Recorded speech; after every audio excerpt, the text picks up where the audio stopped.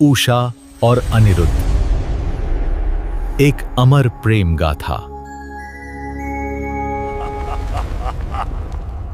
ये 1000 भुजाएं, ये अजेय शक्ति, स्वयं महाकाल ने मुझे मेरे नगर की रक्षा का वचन दिया है। तीनों लोकों में कौन है कौन है जो बाणासुर की ओर आंख उठाकर भी देख सके? इंद्र। किंतु बाणासुर ये भूल गया था कि जब भक्ति में अहंकार का विष घुल जाता है तो ईश्वर स्वयं उस विष को निकालने का प्रबंध करते हैं।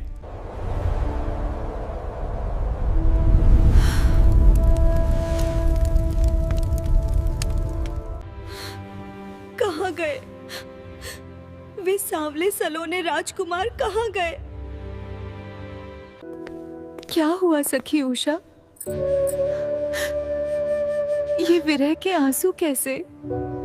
चित्रलेखा, मैंने सपने में एक राजकुमार को देखा। मुझे उससे प्रेम हो गया है, पर मैं उसका नाम तक नहीं जानती। मेरी योग माया से कोई नहीं छिप सकता। मैं तीनों लोकों के चित्र बनाती हूँ। यही ही वे। ये तो द्वारकाधीश श्री कृष्ण के पौत्र अनिरुद्ध हैं। चिंता मत कर सखी, मैं आज ही रात उन्हें यहाँ ले आऊंगी। यही ही है वे। चित्रांकन की चतुर ज्ञाता चित्रलेखा ने अपनी सखी के विरह को शांत करने का बीड़ा उठाया। अपनी रहस्यमयी योग माया की शक्ति से वो पलक झपकते ही समुद्र के बीच बसी स्वर्ण नगरी द्वारका जा पहुंची। सोने की नगरी द्वारका, जहां भगवान कृष्ण स्वयं निवास करते थे। इसके महल और बगीचे स्वर्ग से कम नहीं। अब कोई मुझे देख नहीं पाएगा।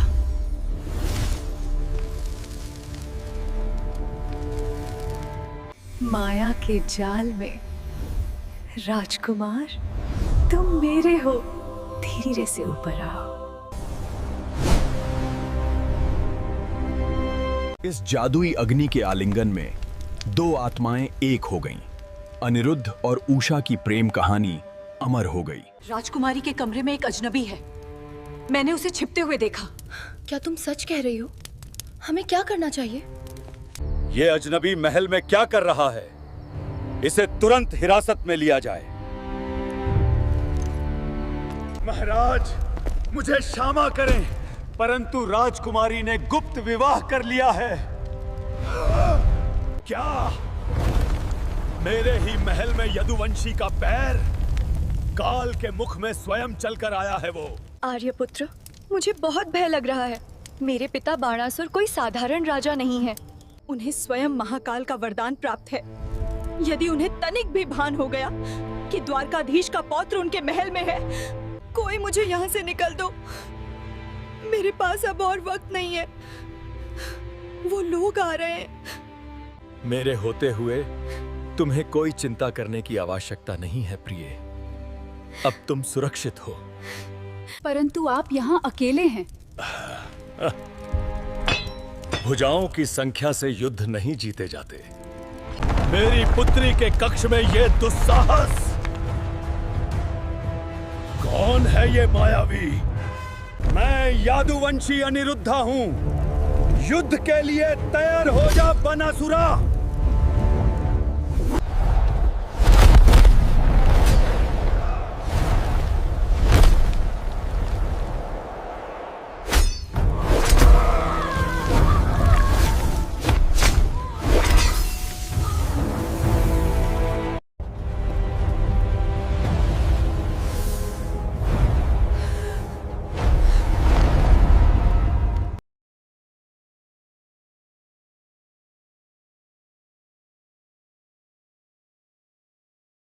शीघ्र मुझे द्वारकाधीश को यह समाचार देना ही होगा।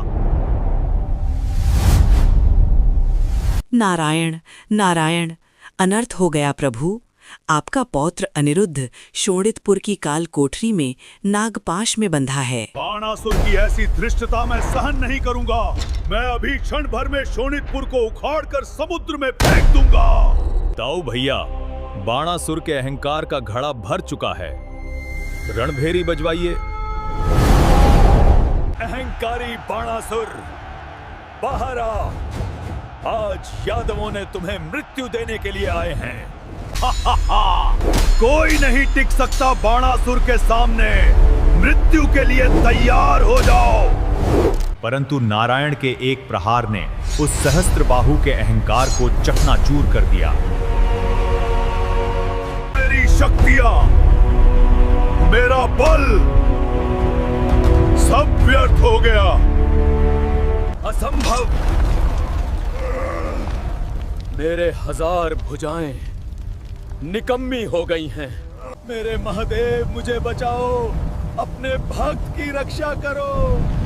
ओम नमः। देवताओं के आह्वान पर शिव अपनी दिव्य शक्ति से युद्ध भूमि में अवतरित हुए। हरि और हर दोनों अभिन्न हैं। ये रणभूमि तो मात्र उनकी एक भव्य दिव्य लीला का मंच थी।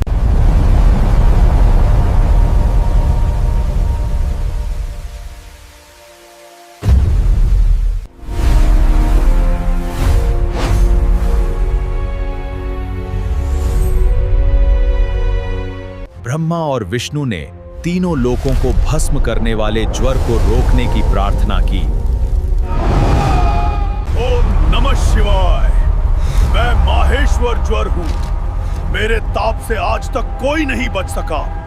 हे महादेव, यदि आपका माहेश्वर ज्वर प्रलय का ताप है तो मेरा वैष्णव ज्वर उस ताप को शांत करने वाली शीतलता।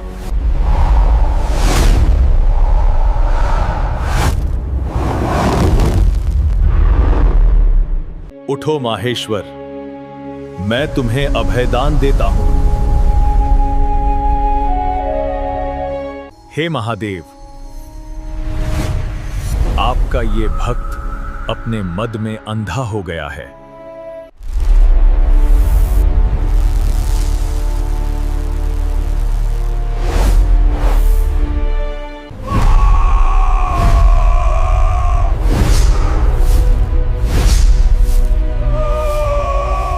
हे नारायण, सुदर्शन को शांत करें।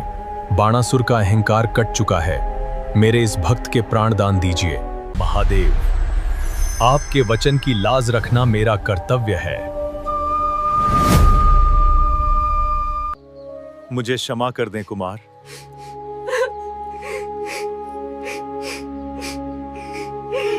आखिरकार प्रेम की विजय हुई, एक नए युग का सूत्रपात करते हुए।